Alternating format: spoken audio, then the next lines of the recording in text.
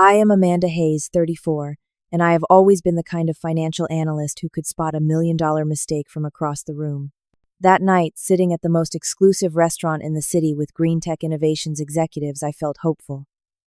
After 3 years of being overlooked, my work would finally be recognized. Then CEO Richard Wilson and his socialite wife Stephanie walked in. One dismissive glance from her told me everything.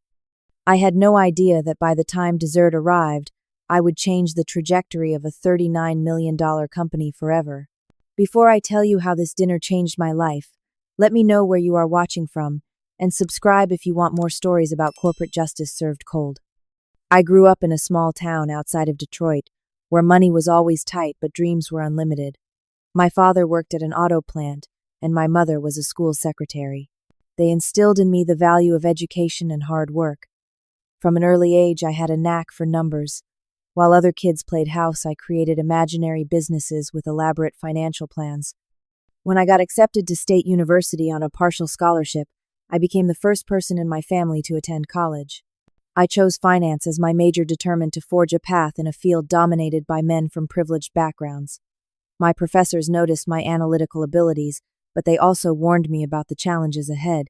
The financial world is not kind to outsiders, my favorite professor told me, especially women who challenge the status quo. She was right. After graduation, I applied to 53 investment firms and banks. I received only 7 interviews and 2 offers, both entry-level positions with salaries well below what my male classmates were receiving. I took a job at Wallace Financial, where I quickly learned that being good at my job was not enough. The men played golf together on weekends, networked at exclusive clubs, and got promoted based on those connections rather than performance. For 5 years, I worked twice as hard as my colleagues. I stayed late analyzing market trends, developing algorithms to predict investment outcomes, and creating detailed reports that often went unread. My direct supervisor, Brian, regularly presented my work as his own. When I confronted him, he said, "That is how the game is played, Amanda. Be a team player." I was not looking to be just a player. I wanted to change the game. When Green Tech Innovations posted a position for a senior financial analyst 3 years ago, I saw my opportunity. Green Tech was a rising star in renewable energy technology with innovative products, but financial operations that lagged behind their technical brilliance. During my interview, I presented a preliminary analysis showing 3 areas where they could optimize spending. The CFO seemed impressed, though not entirely convinced. They hired me, but I quickly discovered that Green Tech had the same problems as Wallace Financial, just with a shinier, more progressive veneer. The old boys network still dominated decision-making. The difference was that at Green Tech I had access to their complete financial data, and what I found was shocking. The company was hemorrhaging money through inefficient supply chains, redundant software subscriptions, and poorly negotiated contracts. Over 6 months, I methodically documented every inefficiency, creating spreadsheets and visual representations that clearly showed how these issues affected the bottom line. My analysis projected that addressing these problems could save the company approximately $39 million annually. I presented my findings to my immediate supervisor, Michael, who seemed impressed, but said the timing was not right to bring this to upper management. 3 months later, I tried again. Same response. 6 months after that, I scheduled a meeting with the CFO directly, only to have it canceled at the last minute. For nearly 2 years, my comprehensive proposal sat in shared folders and email threads, occasionally referenced but never acted upon. Meanwhile, the company announced cutbacks and potential layoffs due to unavoidable financial constraints. The irony was infuriating. Then came my moment of opportunity. During a company-wide meeting, CEO Richard Wilson mentioned concerns about attracting new investors due to financial performance. In a moment of professional boldness or foolishness, depending on how you look at it, I raised my hand and spoke up. "Mr. Wilson, I have identified specific areas where Green Tech could reclaim approximately $39 million in annual revenue. I have been trying to share this analysis with leadership for almost 2 years." The room went silent. Richard looked surprised, then intrigued. "Send me your findings by the end of day," he said before moving on. That evening, I polished my presentation until it was flawless and sent it directly to his email. The next morning, his assistant called to invite me to a dinner with potential investors and board members scheduled for the following week. Mr. Wilson would like you to present a brief overview of your findings, she said. I spent the next week preparing. I updated all my data, refined my presentation, and practiced my talking points until I could recite them in my sleep. I also visited 3 department stores before finding the perfect red-dress professional yet confident, which cost more than I usually spent on clothes for an entire season. But this was my moment, and I was determined to look the part. The night of the dinner, I stood in front of my apartment mirror, hardly recognizing the woman staring back at me. Gone was the overlooked analyst. In her place stood a financial strategist ready to save her company millions and finally claim her rightful place at the table. If only I had known what that table had in store for me. The Wellington was not just a restaurant. It was an institution, the kind of place where business empires rose or fell over plates of perfectly seared scallops and 30-year-old scotch. As I handed my modest car to the valet, I watched sleek luxury vehicles pull up one after another. Each disgorged executives and their spouses dressed in designer clothes that probably cost more than my monthly rent. Inside, crystal chandeliers cast a warm glow over dark wood paneling and white tablecloths. A hostess with a practiced smile led me to a private dining room at the back of the restaurant. My heels sank into plush carpeting as I tried to quell the butterflies in my stomach. The room already held about a dozen people engaged in animated conversation. Richard Wilson stood at the center, his 6'2" frame commanding attention in a tailored navy suit. Beside him, his wife Stephanie gleamed in diamonds in a black dress that probably cost more than my car. Her blonde hair was styled in an elegant updo that emphasized her sharp cheekbones and calculating eyes. Richard spotted me and waved me over with a practiced smile. "Amanda, welcome," he said, placing a hand briefly on my shoulder. "Everyone, this is Amanda Hayes, one of our financial team members. Not senior analyst. Not the woman who discovered how to save $39 million. Just one of our financial team members." I swallowed my disappointment and smiled. Richard introduced me to the others. Marcus Fletcher, the company legal counsel, a serious man with kind eyes behind wire-rimmed glasses. Jennifer Pierce, the marketing director, who gave me a genuine but distracted smile. Thomas Wright, the operations manager, who barely glanced at me before returning to his conversation. Several board members whose names blurred together, and their spouses who eyed my dress with subtle assessment determining my place in the hierarchy. And of course my wife, Stephanie. Richard concluded. Stephanie extended manicured fingers for the briefest of handshakes. "How lovely that Richard is, including staff from all levels tonight," she said with a smile that did not reach her eyes. "How refreshing." Before I could respond, a waiter appeared with champagne. I took a glass but barely sipped it, needing my wits about me. Conversation flowed around topics safe for mixed company. The latest exhibition at the Art Museum, a new residential development downtown, the upcoming charity gala that 3 of the couples present were sponsoring. I listened more than I spoke, looking for opportunities to contribute meaningfully. When Jennifer mentioned marketing challenges for their newest solar technology, I gently added insights about cost-effective digital marketing strategies that had worked for similar products based on my research. She seemed genuinely interested, but Stephanie cut in. "I am sure Jennifer appreciates input from someone outside her department," she said with a laugh, "but perhaps we should leave marketing to the experts." Several people chuckled uncomfortably. I felt my cheeks warm but maintained my smile. The real tension began when the potential investors arrived. There were 3 of them, led by James Harrington of Apex Capital, a venture fund with billions in investments across green technology. They were escorted to our table just as we were being seated for dinner. Richard immediately took control, placing James to his right with Stephanie on his left. I found myself several seats away between Marcus the lawyer and a board member's wife who was more interested in her phone than conversation. As appetizers were served, Richard launched into a presentation about GreenTech's financial prospects. I listened carefully, my fork suspended mid-air when I heard him quote projections that did not match my analysis. He was presenting outdated figures, overlooking several critical inefficiencies I had documented, and worse, suggesting growth numbers that seemed deliberately inflated. "We project a 15% increase in revenue next quarter," Richard declared confidently, with operating costs decreasing by 7% due to our streamlined processes. Those numbers contradicted everything in my report.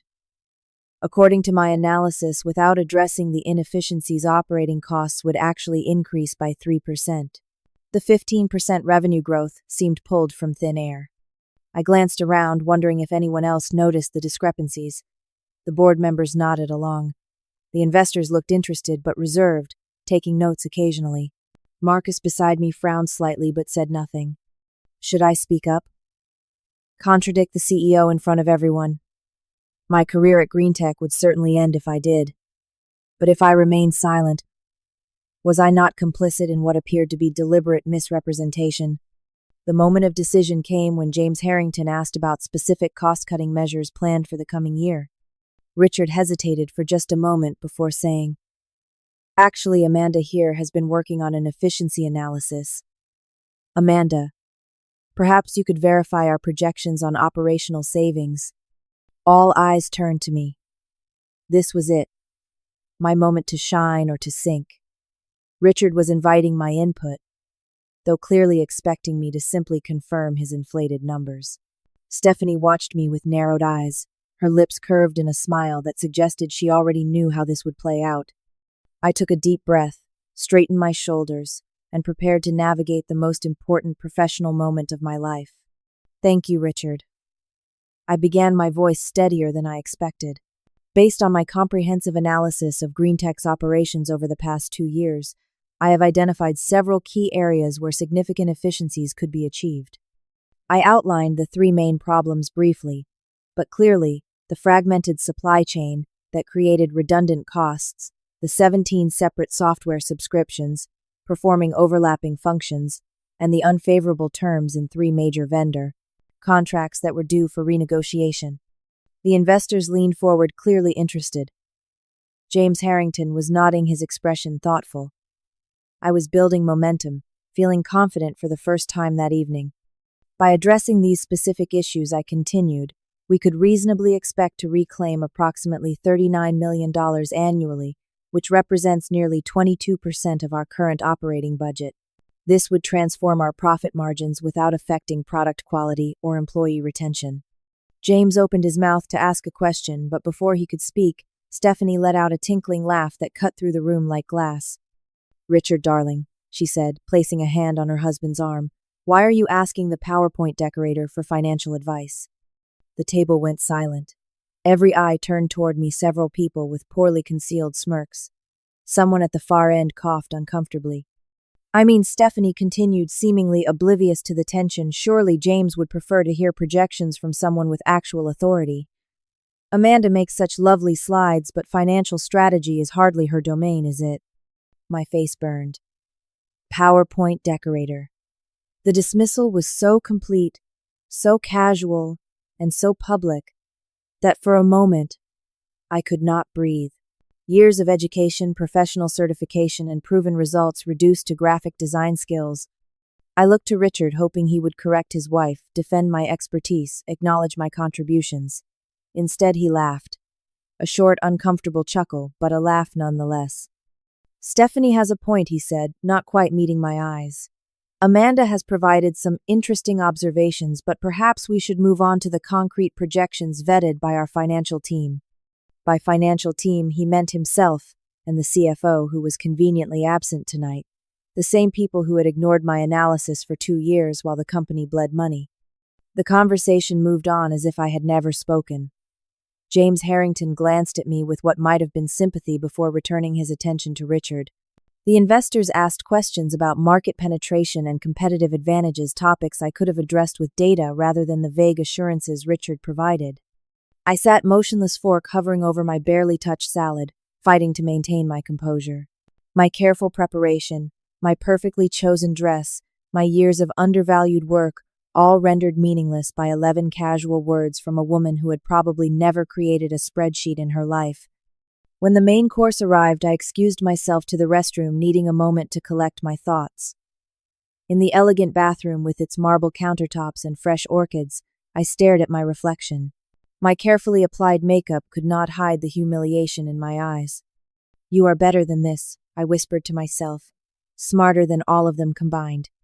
As I reapplied my lipstick, the bathroom door swung open. Stephanie entered with Jennifer from marketing, both laughing about something. They did not immediately notice me in the corner. Poor Richard, Stephanie was saying, always having to manage these eager little employees who think they understand the big picture. Jennifer made a non-committal sound. Like that Amanda woman, Stephanie continued, checking her reflection. Richard says she is constantly pushing these financial reports that would disrupt everything just when they are courting new investors. So tiresome. She does seem to know her numbers, Jennifer offered cautiously. Stephanie rolled her eyes. Richard takes the useful bits from her reports and handles the rest. He always does. Remember that programmer last year, the one with all those ridiculous ideas about restructuring their cloud architecture or whatever? Richard took the core concept, presented it as a leadership initiative, and the board loved it. The programmer got a nice bonus and everyone was happy. What happened to him? Jennifer asked. He left eventually. Most do once they realize how things work. Richard calls it the talent recycling program. Stephanie laughed again, that same tinkling sound that had humiliated me minutes earlier. They finally noticed me as I closed my lipstick. Stephanie's smile did not falter. Amanda, there you are. We were just discussing what a lovely opportunity this dinner is for junior staff. I smiled back, a calm settling over me that felt almost supernatural. Indeed, Stephanie. It has been incredibly educational. As I returned to the table, my mind was racing, not with humiliation but with clarity. Richard had been using my work and apparently others' work as well, selectively implementing enough to show incremental improvements while maintaining the inefficiencies that allowed for creative accounting. The question was why? And more importantly, what was I going to do about it? Back at the table, dessert menus were being distributed. I declined coffee, needing my nerves steady for what was coming next. Instead of dwelling on my humiliation, I focused intently on Richard's presentation to the investors, which had moved to specific financial projections for the coming quarters. That was when I saw it. As Richard displayed slides on his tablet for James Harrington, I caught glimpses of figures that were not just optimistic interpretations of data, but deliberate misrepresentations. The supply chain costs were listed at 70% of their actual value. Research and development expenditures had been shifted to the previous fiscal year, artificially deflating current costs. Most alarmingly, a pending lawsuit from a former partner company was completely absent from the liability section. These were not judgment calls or differences of opinion. This was fraud. I began taking mental notes, cataloging each discrepancy against my own thorough analysis. When Richard mentioned a particularly egregious projection about manufacturing costs, I quietly removed my phone from my purse and placed it in my lap beneath my napkin. Under the guise of smoothing my dress, I snapped photos of my plate, catching the edge of Richard's tablet screen in the frame.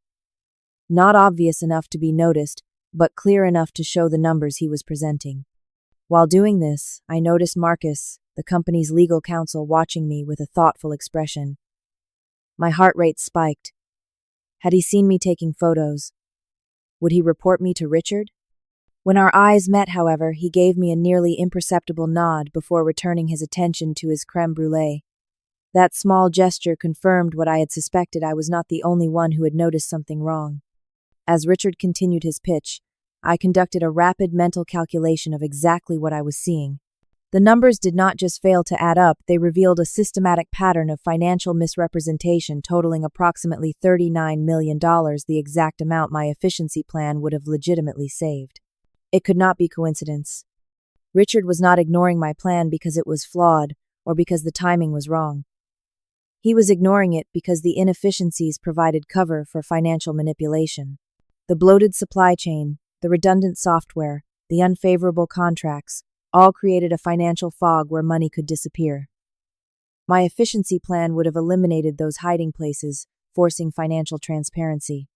The realization made me feel physically ill. I had spent 3 years of my life working for a company whose leadership was deliberately defrauding investors.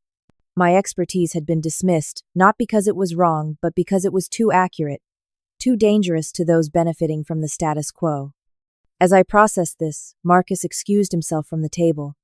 On his way out, he paused behind my chair and dropped his business card next to my plate. "We should discuss that vendor contract issue sometime," he said casually. "I have some concerns about the terms." When I turned the card over, I saw he had written on the back, "Careful. Evidence matters. Third-party verification needed." It was all the confirmation I needed. Marcus knew, and he was warning me to proceed with caution but also providing guidance. Evidence matters. Third-party verification needed. The investors were nearly convinced.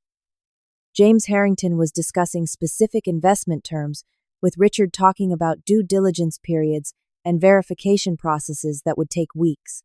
By then, any evidence I might provide would be dismissed as the bitter accusations of a disgruntled employee who had been fired for insubordination or incompetence. I had no doubt Richard was already planning my exit, probably scheduled for the day after the investment deal closed. I had to act now before dessert was served before the evening ended, with handshakes and promises of future meetings. But I needed to be strategic. Direct confrontation would fail against Richard's authority and connections. I formulated a 3-part plan, simple but potentially devastating. First, alert the investors to the discrepancies without directly accusing Richard of fraud, giving them reason to pause negotiations. Second, bring the evidence to someone with authority equal to or greater than Richard's, someone who could take immediate action. Third, secure my own position by ensuring multiple parties had copies of the evidence simultaneously, making it impossible to sweep under the rug. I excused myself again, claiming I needed to prepare additional materials for James Harrington, who had expressed interest in seeing more detailed projections. Richard looked annoyed but could hardly refuse in front of the investors. "Of course," he said with a tight smile. "But please be quick. Dessert will be served soon." "I would not want to miss dessert," I replied, meeting his gaze directly for the first time that evening. Something in my expression must have alarmed him, because his smile faltered momentarily.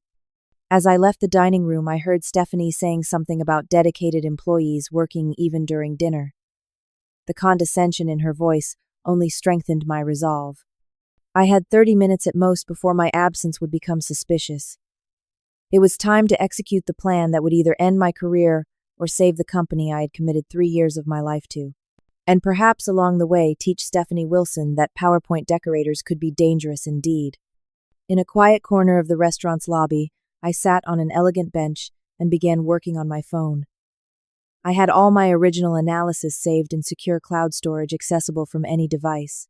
Within minutes, I created a simple but devastating document comparing the actual company figures from my verified analysis against the fraudulent projections Richard had presented tonight. The comparison was stark and undeniable. I included screenshots from the company's actual financial database, time-stamped and authenticated by my secure access credentials.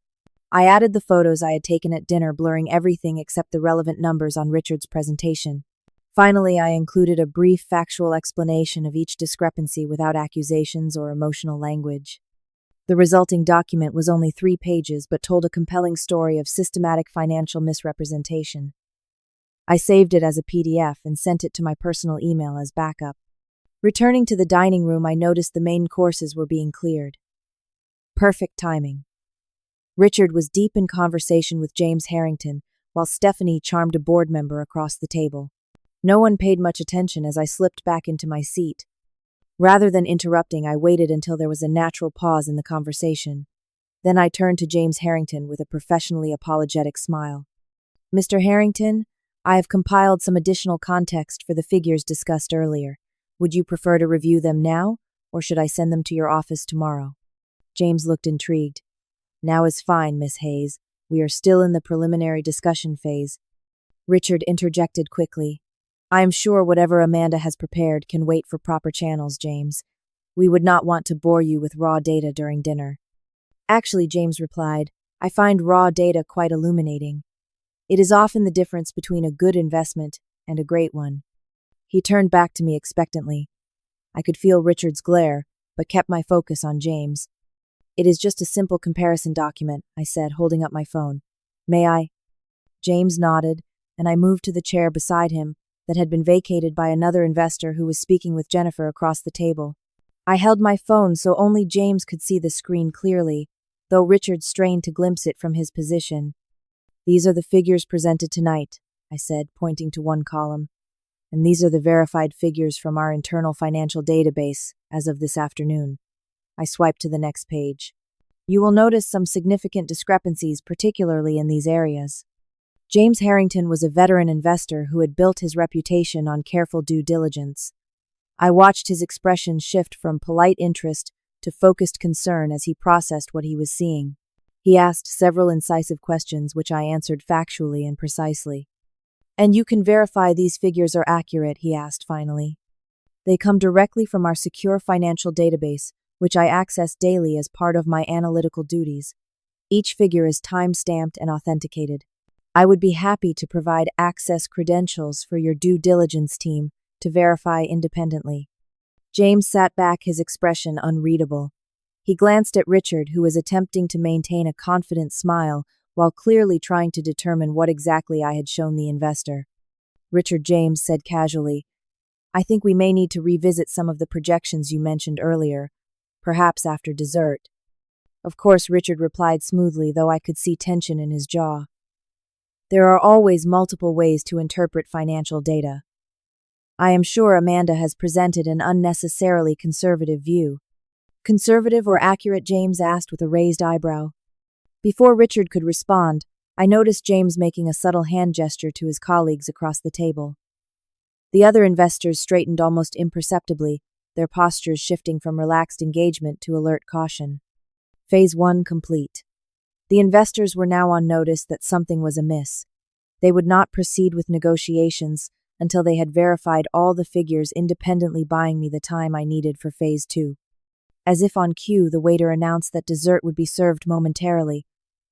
Richard attempted to steer the conversation back to safer territory, but the damage was done. James Harrington's questions became more pointed, less easily deflected with charm or vague assurances. I caught Stephanie watching me with narrowed eyes. She leaned over to whisper something to Richard, who glanced at me with a mixture of anger and dawning suspicion. I met his gaze calmly, no longer the intimidated employee desperate for recognition. The first domino had fallen. Now I needed to find Eleanor Blackwell, the board chairwoman, before Richard could regroup and control the narrative. As the waiters began bringing elaborate dessert platters to our table, I excused myself once more. This time Richard called after me. "Amanda, dessert is being served. Surely whatever you need can wait a few minutes." His tone was pleasant, but his eyes conveyed a clear warning. "Just a quick restroom visit," I replied with a reassuring smile. "I will be right back for that chocolate soufflé. It looks amazing." Instead of turning toward the restrooms, however, I scanned the main dining room. Eleanor Blackwell had to be here somewhere. As board chairwoman, she was usually present for major investor meetings, but Richard had conveniently seated me where I could not see most of the restaurant. I spotted her at a corner table with two other board members I recognized. Eleanor was 62 with steel gray hair and a practical bob, and the poised confidence of someone who had broken glass ceilings before most people knew they existed. She had built 3 successful companies before joining GreenTech's board, and her reputation for ethical leadership was unimpeachable. Perfect. I approached her table with professional deference. "Miss Blackwell, I apologize for interrupting your dinner. I am Amanda Hayes from Financial Analysis." Eleanor looked up, assessing me with sharp blue eyes. "Miss Hayes. Yes, I recall your name from several reports. How can I help you?" "I need 3 minutes of your time regarding an urgent compliance issue that cannot wait until morning. It concerns tonight's investor presentation." Something in my tone must have conveyed the severity of the situation, because Eleanor immediately excused herself from her companions. She led me to a small alcove near the restaurant's wine cellar, where we would not be overheard. "What is this about, Miss Hayes? And why come to me, rather than using proper channels?" "Because proper channels are compromised," I said then, handed her my phone with the comparison document open. "CEO Wilson is presenting fraudulent financial projections to Apex Capital tonight. The discrepancies total $39 million. Eleanor's expression remained neutral as she examined the document, but her posture stiffened. She scrolled through all 3 pages carefully before looking up. "These are serious allegations backed by what appears to be substantial evidence. Why are you bringing this to me now in this manner?" "Because the investment terms are being negotiated tonight based on fraudulent information. And because when I attempted to present accurate information, I was publicly dismissed and humiliated by both Mr. Wilson and his wife." Eleanor's eyes narrowed. "Explain." I gave her a concise account of the evening's events, including Stephanie's PowerPoint decorator comment and what I had overheard in the bathroom about Richard's talent recycling program. "I see," Eleanor said when I finished. She handed back my phone. "Wait here." She returned to her table, spoke briefly to her companions, and then made a phone call, her back turned to the main dining room. After a 2-minute conversation, she rejoined me. "Our general counsel is on his way, as is the head of our audit committee. If what you have shown me is accurate, and I suspect it is, we have a serious situation that requires immediate action. Richard will deny everything I warned. He will say I misunderstood or that I fabricated the evidence out of resentment." Perhaps Eleanor agreed. But financial records do not lie, Miss Hayes, and neither do timestamps and authentication logs. She studied me for a moment. "You understand that by bringing this forward you have placed yourself in a difficult position." "I understand that remaining silent would make me complicit in fraud," I replied. "I would rather lose my job with my integrity intact than advance my career through dishonesty." Eleanor's stern expression softened slightly. "Let us return to the dining room. Say nothing further until our colleagues arrive." When we re-entered, the private dining room, dessert was being enjoyed amid strained conversation.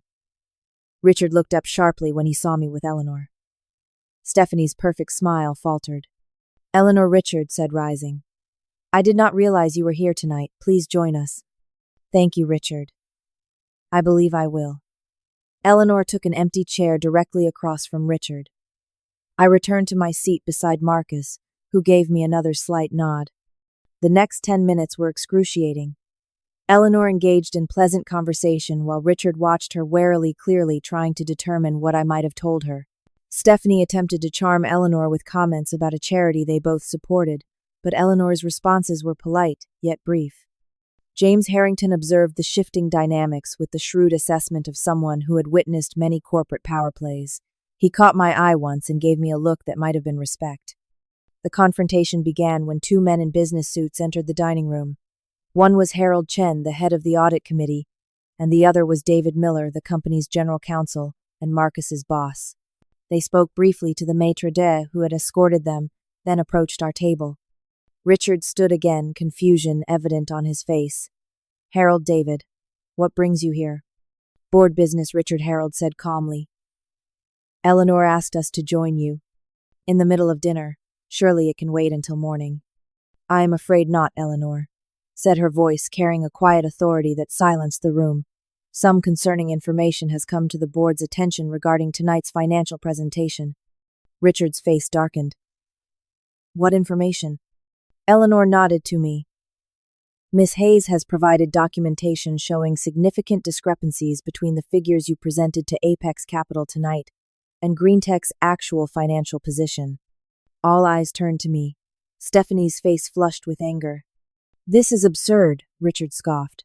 "Amanda is a junior analyst who clearly misunderstood complex financial projections. Whatever she showed you lacks proper context." Perhaps Eleanor agreed. But the authentication logs and timestamps on the company's secure financial database do not lack context, nor do the recorded projections from tonight's presentation, which Mr. Bod Harrington has graciously allowed our general counsel to review. James Harrington nodded. "I value transparency above all in my investment relationships, Richard. You understand." Richard's confident facade began to crack. "There are always multiple interpretations of financial data. Projections require judgment calls that entry-level analysts might not fully grasp." $39 million is quite a judgment call, Eleanor observed, particularly when it aligns precisely with the efficiency savings Miss Hayes has been attempting to bring to leadership's attention for nearly 2 years. Stephanie interjected, her voice sharp. "This is ridiculous. You are taking the word of a PowerPoint decorator over the CEO who has grown this company by 30% in 4 years. Eleanor turned a cool gaze on Stephanie. "Mrs. Wilson, with all due respect, Miss Hayes holds a master's degree in financial analysis from Wharton and previously worked at Wallace Financial. Her credentials are impeccable, as is her work at GreenTech. I have personally reviewed several of her reports and found them exemplary." Stephanie's mouth opened and closed without sound. Furthermore, Eleanor continued, "Financial data is not subject to opinion, It is either accurate or it is not. The board takes its fiduciary responsibility very seriously, as does Apex Capital, I am sure. Absolutely, James confirmed. Our due diligence process would have uncovered these discrepancies eventually, but I appreciate the proactive transparency. It speaks well of GreenTech's governance, if not its current executive leadership. Richard's face had gone from flushed to ashen. This is a misunderstanding that can be easily clarified. If we could adjourn to my office tomorrow morning, I can walk everyone through the full context of our financial strategy. I think not, Eleanor said firmly. The board is calling an emergency session effective immediately. David, please inform Richard of his rights and obligations in this situation. David stepped forward. Richard Wilson. As General Counsel for GreenTech Innovations, I must advise you that the board is initiating an investigation into potential financial misrepresentation. You are required to surrender your company devices and credentials pending this investigation. You have the right to legal representation separate from company counsel, which I recommend you exercise. The room had gone completely silent. Even the waiters had stopped moving, sensing the drama unfolding. This is insane, Richard sputtered. You cannot possibly believe the accusations of a disgruntled employee looking for attention. We believe in verified data, Richard Eleanor replied, and right now the data suggests serious impropriety. Harold will accompany you to surrender your devices. The rest of us will continue this discussion at headquarters. As Harold escorted a stunned Richard toward the exit, Stephanie stood up, her face contorted with fury. She pointed at me. You engineered this entire situation. You will regret making an enemy of me. Do you have any idea who my family is, who we know? You are finished in this industry. I remained seated, meeting her gaze calmly. Actually, Stephanie, I think I just demonstrated exactly what I am capable of in this industry. And for the record, I am not a PowerPoint decorator.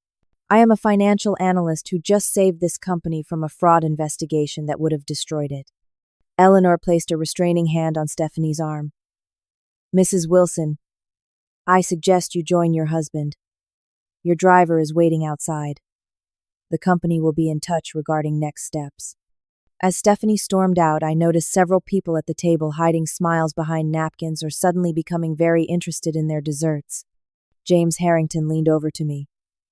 Miss Hayes, I would be very interested in seeing your full efficiency analysis at a more appropriate time. Apex Capital values financial acumen and integrity equally. Thank you, Mr. Harrington. I would be happy to walk you through it. Eleanor stood signaling an end to the dinner. Ladies and gentlemen, I apologize for the disruption to your evening. The board will provide a full update to all stakeholders once our investigation is complete. In the meantime, I suggest we all enjoy our desserts. I hear the chocolate soufflé is exceptional. As conversation slowly resumed and the tension in the room gradually dissipated, I finally took a bite of my dessert. Eleanor was right. The soufflé was exceptional. And so it turned out was the satisfaction of standing up for the truth. 1 week later, I sat across from Eleanor Blackwell in her corner office at GreenTech headquarters. The view of the city skyline was magnificent, but my attention was focused entirely on the board chairwoman and the folder she had just placed on the desk between us. The investigation is complete, Eleanor said, her tone businesslike but not unkind. Your analysis was correct in every detail, Miss Hayes. Richard Wilson had been systematically misrepresenting the company's financial position for at least 18 months. And the $39 million discrepancy, I asked. A combination of hidden losses and diverted funds. Some went to inflating executive bonuses, including his own. Some covered pet projects that had failed but were never officially terminated. And some appears to have been funneled to external consulting companies owned by his former college roommates. Eleanor shook her head in disgust. Classic fraud, but executed with enough sophistication that it might have continued indefinitely without your intervention. I absorbed this information feeling oddly hollow. Vindication should have felt better than this. What happens now? Richard has been terminated for cause. The board voted unanimously yesterday. We have reached an agreement with him that avoids criminal charges in exchange for full financial restitution and his resignation from all industry positions. And the company will survive thanks to you. Eleanor opened the folder and pushed it toward me. We have implemented your efficiency plan in its entirety. The projected savings of $39 million annually will offset the damage Richard caused and restore investor confidence. Apex Capital has indicated they remain interested in partnering with us contingent on new leadership and governance reforms. I glanced at the folder's contents, recognizing my own recommendations now formalized in official company documents. Speaking of new leadership, Eleanor continued, the board would like to offer you the position of Chief Financial Officer. I blinked in surprise. CFO. But I am only 34. I have never held an executive position. You have demonstrated exceptional financial acumen, ethical courage, and leadership qualities under extreme pressure. Those are precisely the qualities we need to rebuild trust in this company. Eleanor leaned forward. Age is irrelevant. Results and integrity matter. The offer was extraordinary, but caution made me hesitate. What about the current CFO? Was he involved in the fraud? No, but he failed to detect it despite numerous red flags. His negligence does not inspire confidence. He has been offered early retirement. I considered the opportunity carefully. I would need certain guarantees. Complete autonomy over the financial department. Direct reporting to the board for the first year. And a seat on the ethics committee. Eleanor raised an eyebrow, then smiled. I see you have been preparing for this conversation. All reasonable requests and ones the board will likely approve. She made a note on her tablet. Anything else? Yes. A company-wide recognition program for employees whose ideas create measurable value regardless of their position or department, with financial rewards proportionate to the value created. The talent recognition program instead of the talent recycling program, Eleanor asked wryly. Appropriate. I will add it to your offer package. As we concluded our meeting, I passed Richard's former assistant in the hallway. She was boxing up his personal items under the supervision of security. Among the golf trophies and family photos, I spotted a framed photograph of Richard and Stephanie at a charity gala, both smiling brilliantly for the camera, secure in their position and power. That afternoon, I called my parents to share my news. My father, who had worked 30 years on an assembly line without a single promotion, cried with pride. My mother reminded me to stay humble and always remember where I came from. I promised I would. The following months were a whirlwind of restructuring, reform, and renewal.